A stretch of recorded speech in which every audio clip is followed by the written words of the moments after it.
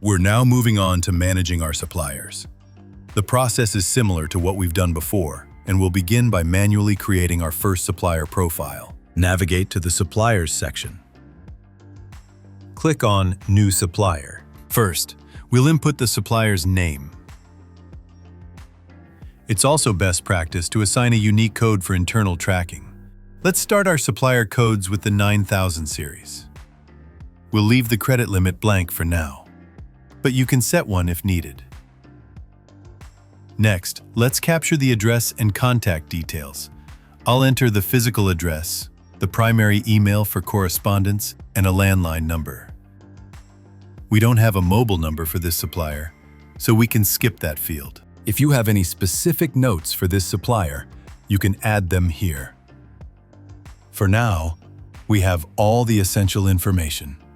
Next, click Create. Now, I've noticed that a crucial piece of information is missing from our standard layout: the supplier's VAT number.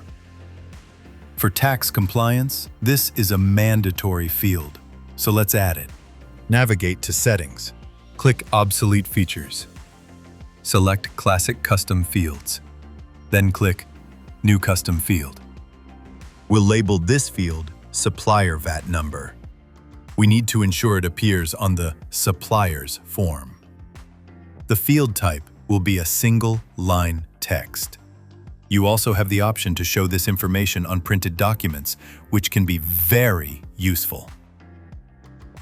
Once configured, we'll create the field.